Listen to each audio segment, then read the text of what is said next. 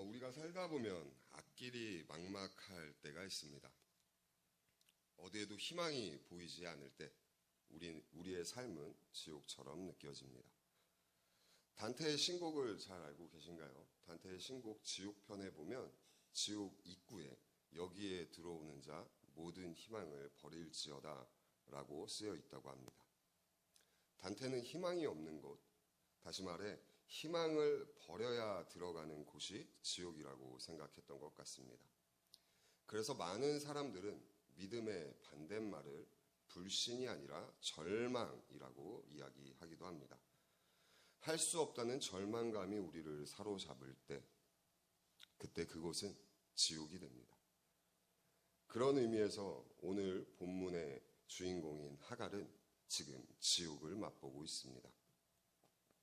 하갈은 사라의 몸종이었다가 아브라함의 후처가 된 여인입니다. 그녀가 아브라함의 후처가 된 것은 그녀 자신의 의지가 아니었습니다.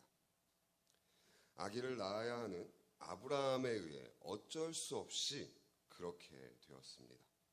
그리고 하갈은 아브라함의 아들 이스마엘을 낳게 됩니다. 어쩌면 하갈은 자신이 처한 상황에서 자기가 해야 할 일을 아주 충실하게 잘 감당했다고 할 수 있습니다. 그런데 웃긴 건 그렇다고 해서 하갈의 삶이 극적으로 윤택해지는 변화가 일어났던 것은 아니었습니다. 그녀는 여전히 아브라함과 사라의 종일 뿐이었습니다.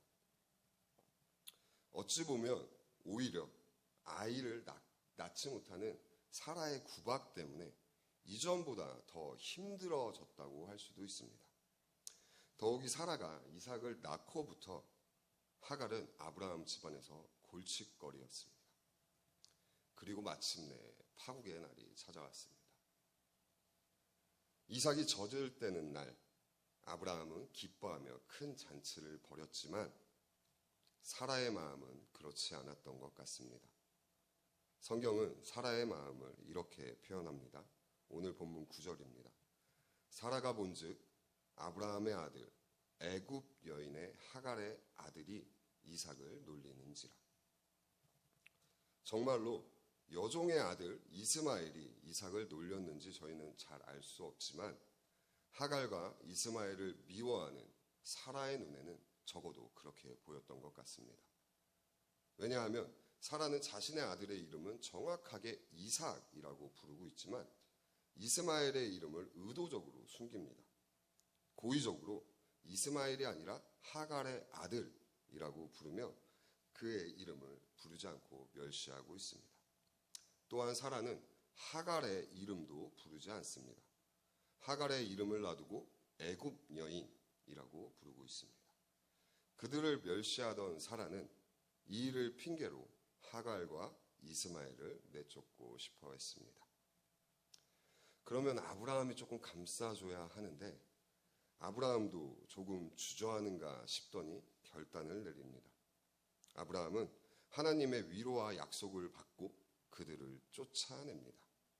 아침 일찍 아브라함은 얼마의 먹을거리와 물 한 가죽 부대만 하갈에게 주고 그녀와 아들을 함께 광야로 내쫓습니다. 맨몸으로 쫓겨난 하갈의 심정을 성경이 전해주고 있지는 않지만 우리는 그녀의 절망감을 짐작할 수는 있습니다. 더욱이 그것은 광야였습니다. 광야가 어떤 곳인가요? 광야는 사람 사는 곳이 아닙니다. 아무것도 바라볼 곳이 없는 곳입니다. 하갈은 갈 바를 알지 못한 채 방황했습니다. 어쩌면 당연합니다. 광야란 어느 곳이든지 갈 수 있다고 생각할 수 있지만 어딜 가든 희망이 보이지 않는 곳이기 때문입니다. 그래도 살아야 한다는 생각에 하갈은 몸을 움직였을 것입니다. 얼마의 시간이 흘렀을까요?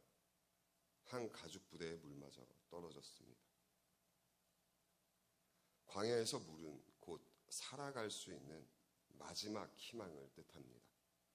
그런데 그 물마저 떨어졌습니다. 물도 떨어지고 갈 곳은 없고 이제 그녀가 할 수 있는 것, 기다릴 것은 죽음밖에 없었습니다. 하갈은 자기와 아들의 처지가 암담해 목을 놓아 웁니다. 성경은 이렇게 말합니다. 아이가 죽는 것을 차마 보지 못하겠다 하고 화살거리만큼 떨어져 아이를 바라보며 소리내어 우니 도와줄 사람 없고 자신의 울음을 들어줄 사람이라고는 자신과 같은 처지인 아이밖에 없는 곳에서 목 놓아 울고 있는 하갈. 그녀의 모습에서 그녀의 모습을 바라보는 저의 마음이 참 짠했습니다. 성경을 읽으면서 그 구절에서 저의 시선이 멈추었습니다. 혹시 기영도 시인을 잘 알고 계신가요?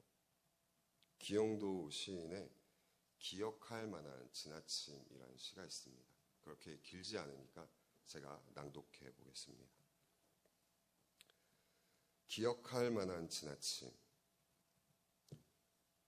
그리고 나는 우연히 그곳을 지나게 되었다. 눈은 퍼부었고 거리는 캄캄했다. 움직이지 못하는 건물들은 눈을 뒤집어쓰고 희고 거대한 서류 뭉치로 변해갔다. 무슨 관공서였는데 희미한 불빛이 새어나왔다. 유리창 너머 한 사내가 보였다. 그 춥고 큰 방에서 서기는 혼자 울고 있었다. 눈은 퍼부었고 내 뒤에는 아무도 없었다. 침묵을 달아나지 못하게 하느라 나는 거의 고통스러웠다. 어떻게 해야 할까? 나는 중지시킬 수 없었다. 나는 그가 울음을 그칠 때까지 창밖에서 떠나지 못했다. 그리고 나는 우연히 지금 그를 떠올리게 되었다. 밤은 깊고 텅 빈 사무실 창밖으로 눈이 퍼붓는다. 나는 그 사내를 어리석은 자라고 생각하지 않는다. 이 시의 화자는 눈이 오는 날 텅 빈 사무실에 혼자 울고 있는 한 사내를 바라봅니다. 그 사내가 왜 울고 있는지 알 수는 없지만 고통스러워하며 그 사내의 울음이 그칠 때까지 그냥 그렇게 서 있습니다. 시간은 흘러 눈이 내리던 어느 날 텅 빈 사무실에서 시인은 우연히 다시 그 사내를 떠올립니다. 그리고 그를 더 이상 어리석은 자라고 생각하지 않습니다. 왜냐하면 시적 화자는 관공서의 서기와 비슷한 경험을 하고 있기 때문입니다. 우리는 대부분 상대방에 대해 연민을 느끼거나 상대방의 감정을 항상 공감하지는 못합니다. 우리는 대부분 지나치면서 살아갑니다. 그런데 우리가 그 사람의 슬픔과 떨림을 기억하는 것은 본인이 그러한 경험을 당했을 때입니다. 시의 화자가 무엇 때문인지 모르지만 혼자서 눈물 흘리고 있을 때 까맣게 잊고 있었던, 그냥 지나쳐 버렸던 과거의 그 사내를 기억해냅니다. 어쩌면 공감이란 이렇게 찾아오는 것 같습니다. 이제까지 울고 있는 하갈의 모습은 저에게 있어 아주 사소한 본문이었습니다. 쉽게 지나쳐버리고 깊게 묵상하지도 않았습니다. 그냥 성경의 조연 중에 하나인 하갈이 울었다라는 생각밖에 안 했습니다. 그래서 그냥 쉽게 지나쳐버렸던 본문이었습니다. 그런데 이번은 달랐습니다.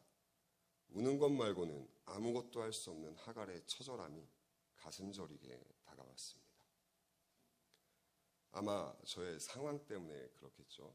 요즘 경기도 안 좋고 목사 안수 오래 받았는데 교회가 아주 수직 하락하고 있고요.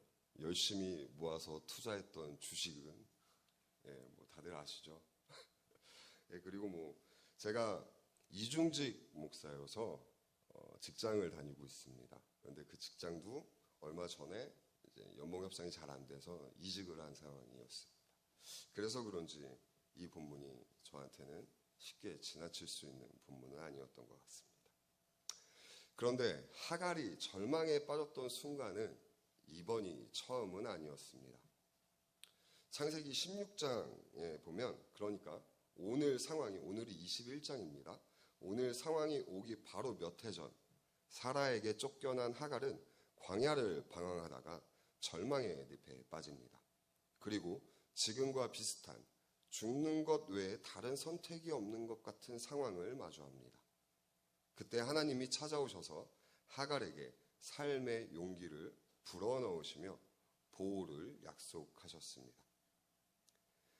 하갈은 그래서 그 하나님을 엘로이, 즉 보시는 하나님이라 일컬었습니다. 하갈은 하나님과 만난 그곳을 부엘라 헤로이, 창세기 16장 14절에 있습니다. 즉 나를 보시는 살아계신 분의 샘이라 불렀습니다. 이러한 하나님의 은혜를 이미 경험한 그녀였지만 또다시 찾아온 광야에서 그녀는 목 놓아 울었습니다. 살다 보면 우리도 이런 처지에 빠질 때가 있습니다. 천혜의 고아가 된 것 같은 느낌에 사로잡힐 때, 사람들의 시선이 무섭고 사방에 올무가 놓인 것 같은 상황 말입니다. 현실이 이처럼 암담할 때면 정말이지 깊은 절망에 빠져듭니다. 그래서일까요? 우리는 하갈의 슬픔에 연대할 수 있습니다.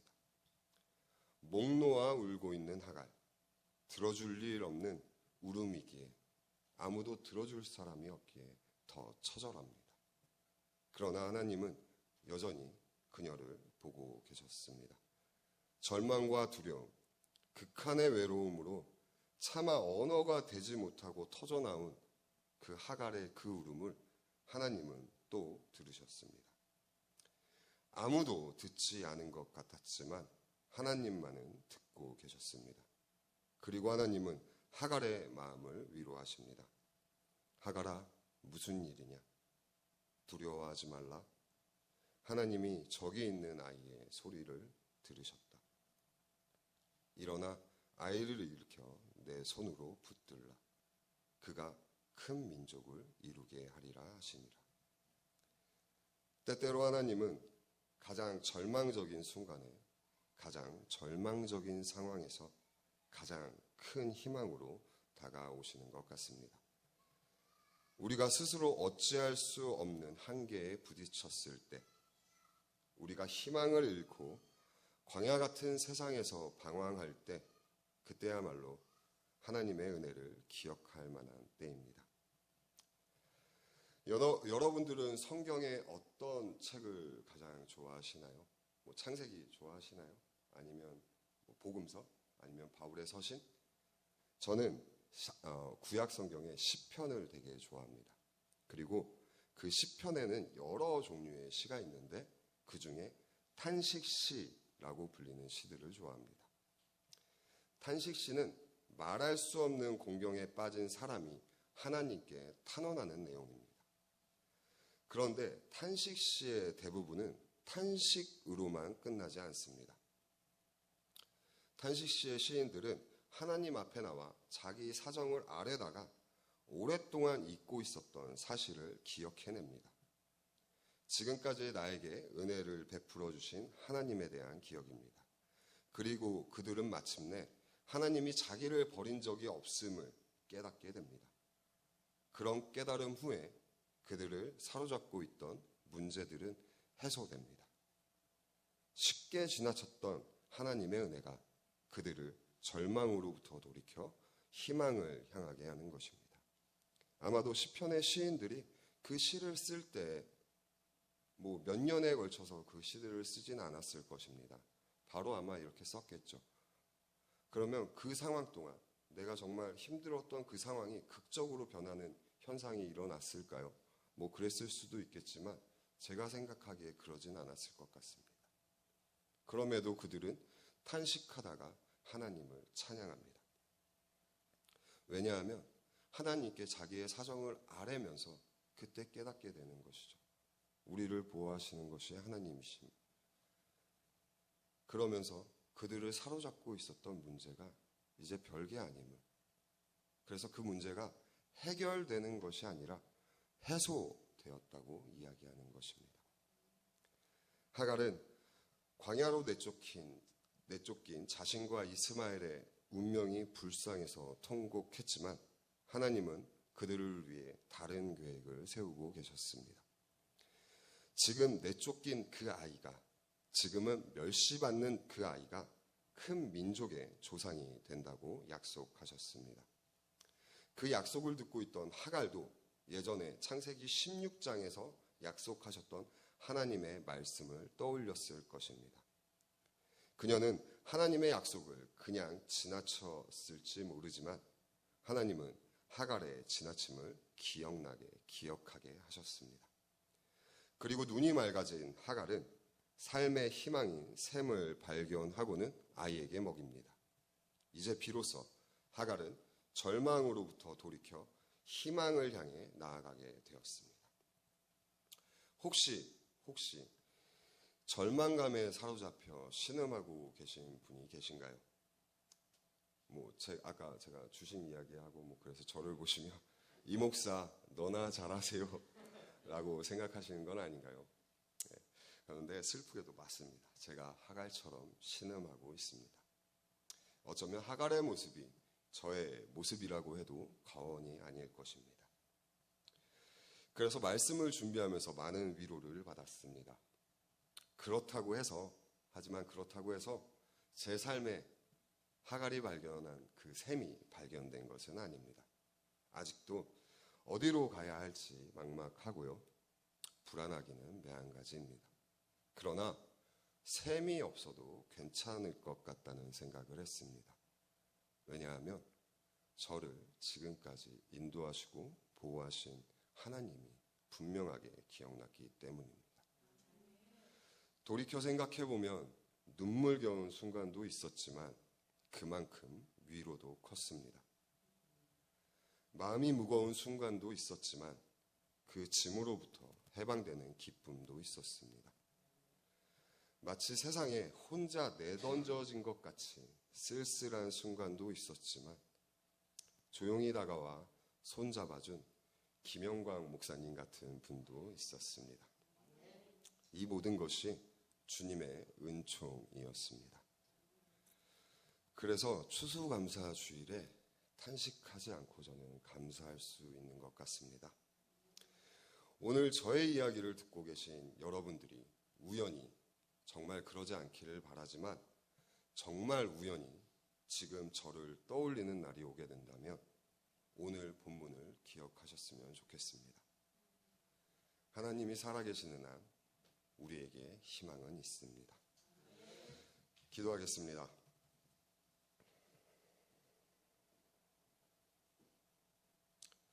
하나님, 살아가면서 희망이 보이지 않는 날들을 만나게 됩니다. 희망이 보이지 않을 때 우리는 절망의 심연에 빠져듭니다. 정말이지 절망하지 않는 사람이 되고 싶지만 무서운 것은 절망적인 상황이 되풀이되면 온몸에 힘이 빠지고 우리의 시야는 좁아집니다. 그래서 옆에 샘을 두고도 볼 수 없습니다. 하나님이 우리 옆에 계신데 하늘을 보지 못합니다. 주님의 은혜를 쉽게 잊게 됩니다. 주님, 우리 안에 희망을 더하시고 당신의 은혜를 항상 기억할 수 있게 도와주옵소서. 주님을 의지하고 주님의 신실함을 의지하며 나아갈 수 있게 저희를 붙들어 주옵소서. 혹여 우리 힘이 다 사라진 자리에서라도 언제나 의연하게 주님의 자녀로 살아갈 수 있게 저희를 인도해 주옵소서. 언제나 우리를 보호하시는 예수 그리스도의 이름으로 기도합니다. 아멘.